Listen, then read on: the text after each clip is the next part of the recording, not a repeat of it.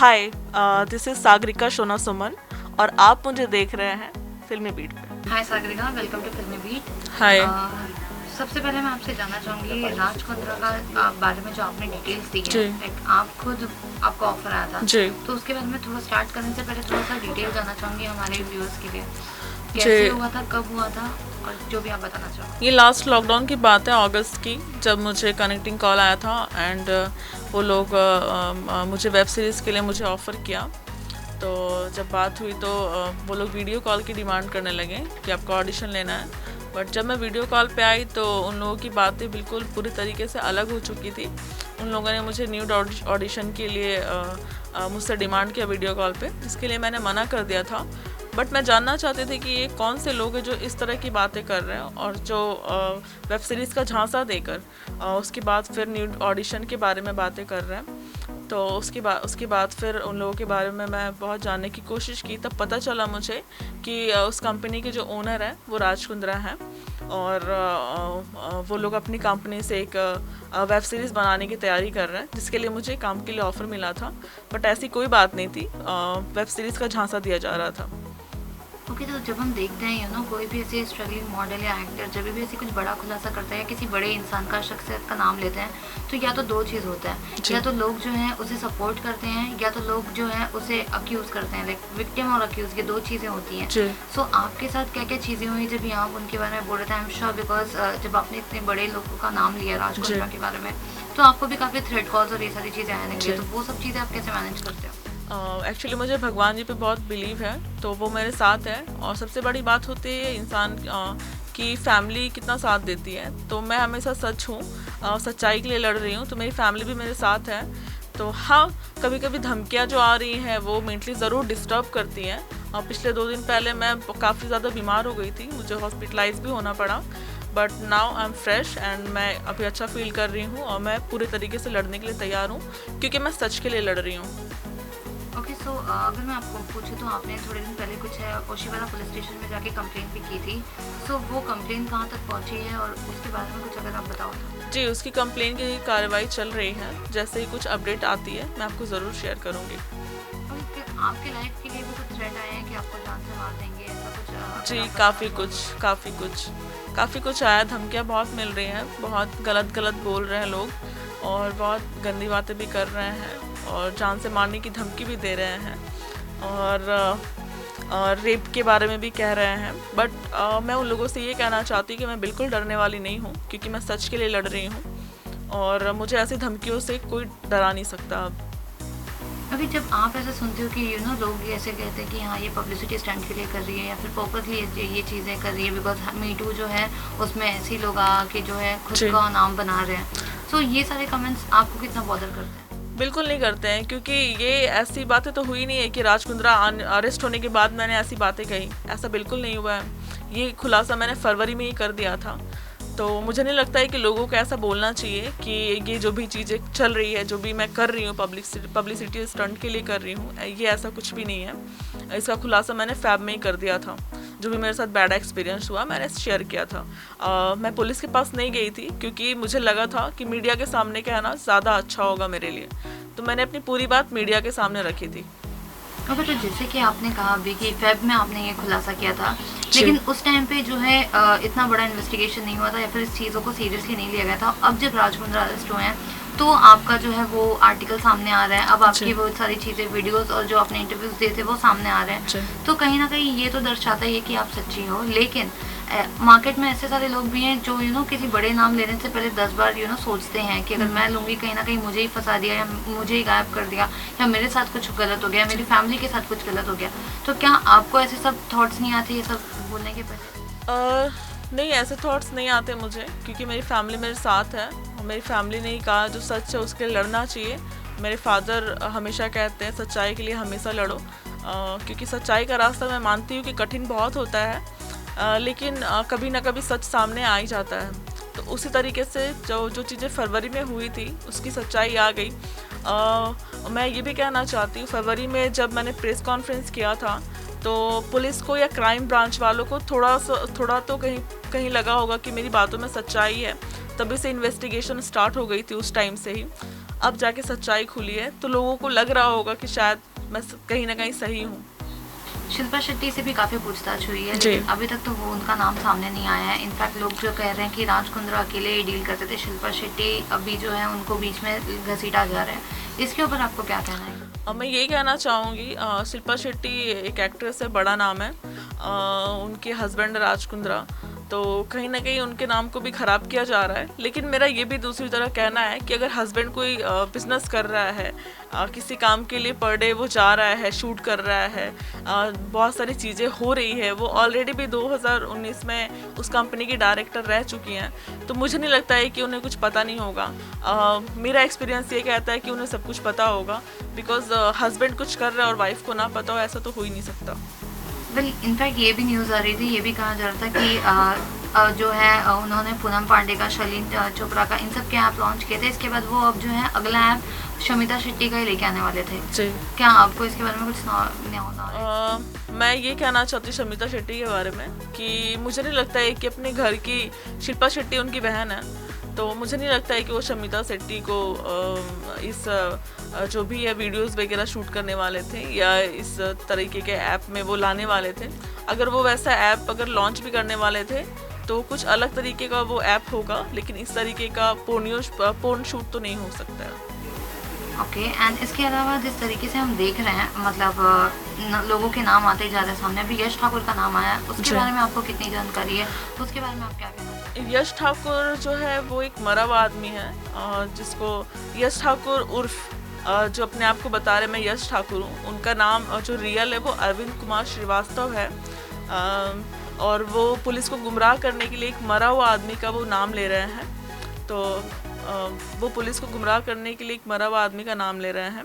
Actually ये जो यश ठाकुर है वो राज कुंद्रा का बहुत बड़ा दुश्मन है, या आप कह सकते हैं कंपटीटर है, क्योंकि उनकी खुद की भी कंपनी है जो न्यूफ्लिक्स के नाम पे है, और ये जो हॉट शॉट्स से राज कुंद्रा की कंपनी से भी बड़ी कंपनी है।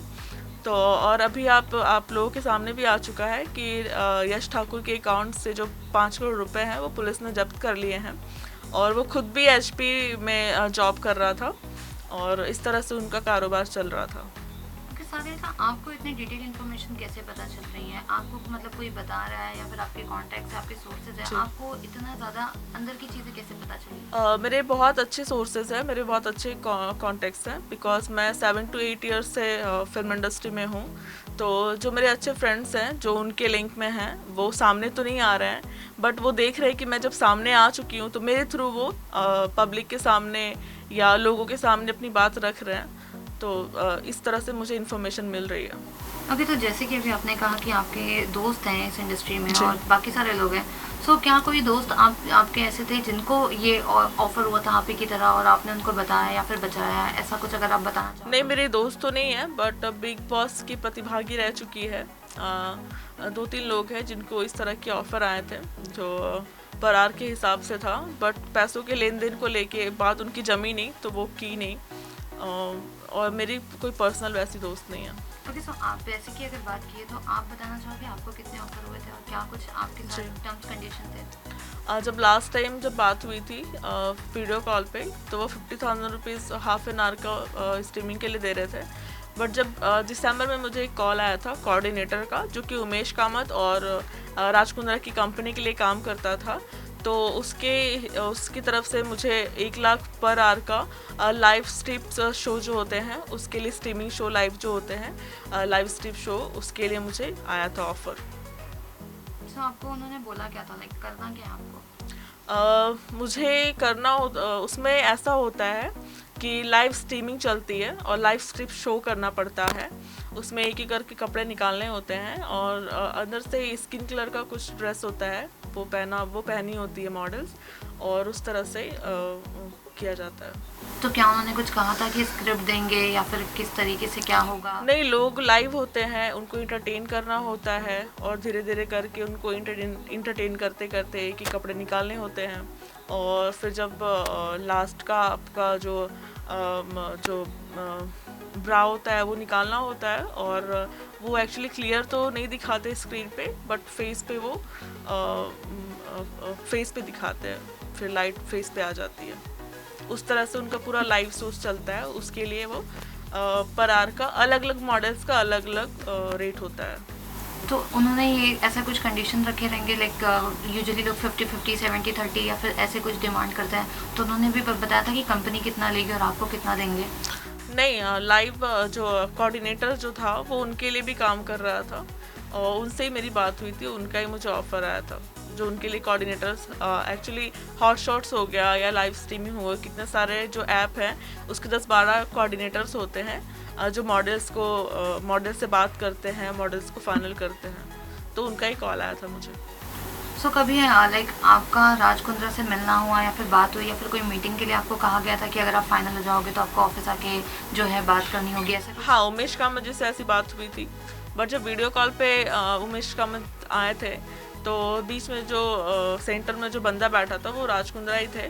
और मुझे लगता है कहीं ना कहीं उस तरह से वो कॉल करके लड़कियों को वीडियो कॉल करके इंटरटेन करते होंगे, उनका मज़ा लेते होंगे, इस तरह से मुझे लगता है, क्योंकि ये चीज़ें मेरी आप पे बीती है, इसलिए मैं बता रही हूँ।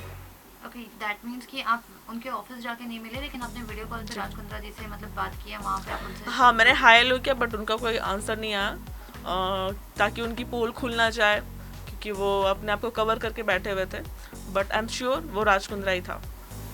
ऑल राइट, एंड इसके अलावा सागरिका, जैसे कि अभी आपने कहा कि आपको फैमिली आप सपोर्ट में है जो, और आपके भगवान आपके साथ है, इसके अलावा जो है इंडस्ट्री से कोई लोग हैं जो आपके सपोर्ट में आए हैं, जो मतलब आके आप सामने नहीं बोल पा रहे हैं लेकिन आपको उन्होंने सपोर्ट किया, मदद किया, फिर उन्होंने बोला कि आपने बहुत अच्छा काम किया, ऐसे इंडस्ट्री के आपके कोई क्लोज फ्रेंड या ट्रू फ्रेंड अगर आप बताना चाहो जो आपके सपोर्ट में? जी, मैं उनका नाम नहीं लेना चाहूँगी, बट है मेरे कुछ अच्छे फ्रेंड्स जो जानते हैं कि सागरिका हमेशा सच्चाई के लिए लड़ती है, हमेशा सच्चाई के लिए खड़ी होती है, तो उनके विशेज़ आए हैं मेरे लिए बहुत अच्छे से।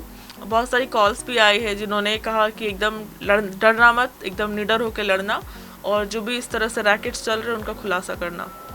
और सबसे बड़ी बात ये, मेरी माता रानी, मेरे महादेव मेरे साथ है, तो मुझे किसी से डरने की ज़रूरत भी नहीं है। ओके, एंड जो है राज को तो कहा जा रहा है कि वो बहुत लंबे समय तक फंस गए, क्योंकि जो है उनके घर पे जब बातचीत चल रही थी तभी उन्होंने जो 6 महीने पहले कंपनी छोड़ दी या बेच दी, ऐसे कुछ उन्होंने दावा किया था जहाँ पर वो फंस गए थे।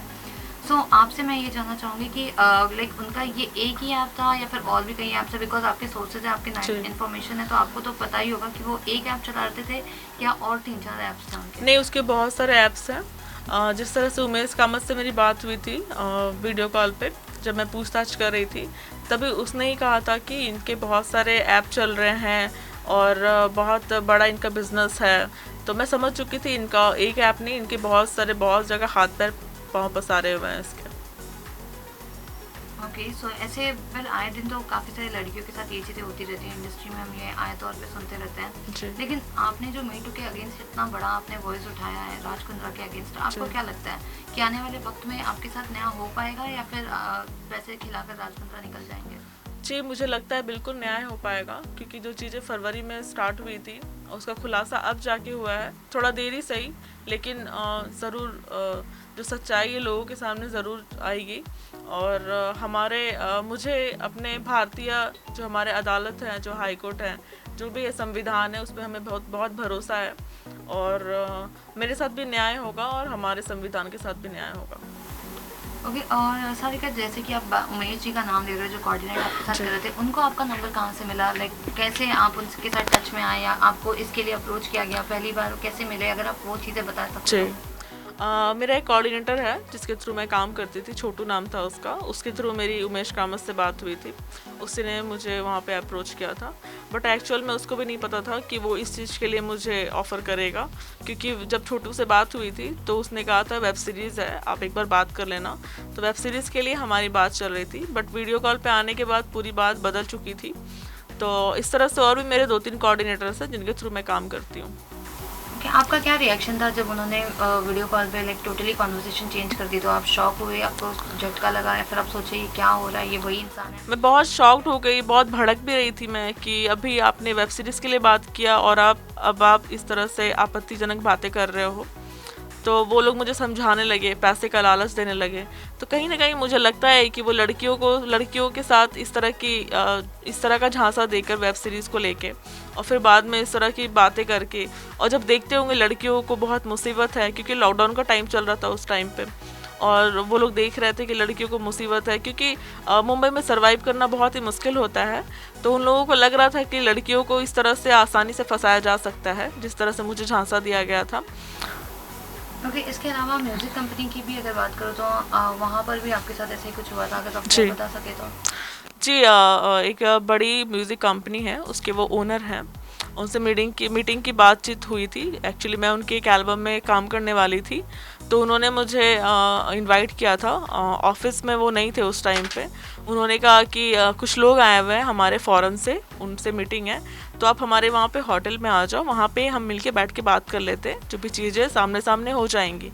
तो जब मैं गई थी तो उन्होंने बहुत ही गंदा बिहेव किया, बहुत ही बदतमीज़ी से बात किया, और बहुत ही दरवाज़ा उन्होंने सडनली बंद कर लिया। मैं बहुत डर गई थी। और फिर वो वाहियात तरह की बातें करने लगे कि काम करने के लिए बहुत बार मेरे साथ कॉम्प्रोमाइज़ करना होगा, ये करना होगा। तो उसके लिए फिर मैंने मना कर दिया और मैंने उनको धक्का दिया और मैं वहाँ से फिर निकल गई थी। और उस टाइम पे भी मैं मेंटली बहुत डिस्टर्ब हो गई थी। मुझे ऐसा फील हो रहा था कि मुझे ये इंडस्ट्री मेरे लिए नहीं है, क्योंकि मैं हमेशा सच के लिए लड़ी हूँ। और तो मुझे इस तरह से फील हुआ कि मैं बहुत गलत इंडस्ट्री में आ गई हूँ। बट अब लगता है मुझे कि मुझे सच्चाई का साथ देना चाहिए। जो भी जितने भी इस तरह के मुखौटे हैं और जो भी मेरा बैड एक्सपीरियंस है, मैं ज़रूर मीडिया के सामने शेयर करूँगी एक एक करके। जिस तरीके से आपने राज कुंद्रा का नाम लिया, आपने उस टाइम पे या फिर उस व्यक्ति का, इंसान का नाम क्यों नहीं लिया आपने? मैंने नहीं लिया क्योंकि उस टाइम पे मैं बहुत डिस्टर्ब थी और मुझे लग रहा था कि अभी ये सब बोलना ज़रूरी नहीं है। बट मैं अब जब सामने आ गई हूँ तो मुझे लगता है कि जो भी इस तरह के लोग हैं उनके बारे में लोगों को बताना चाहिए कि जितने भी बड़े लोग हैं, इनके पीछे काले चेहरे कितने हैं। सागरिका, अब आप क्या चाहती हो, लाइक आपके फैंस और जो व्यूअर्स हैं जी, उनसे क्या कुछ मैसेज आप उनको देना चाहती हो? उनसे बस एक ही मैसेज देना चाहूँगी मैं कि अपनी जो बेस्ट विशेज़ है वो मुझे दें, मुझे हिम्मत दें, मेरी हिम्मत बढ़ाएं, ताकि मैं सच का साथ दे सकूं और सच्चाई से लड़ सकूं।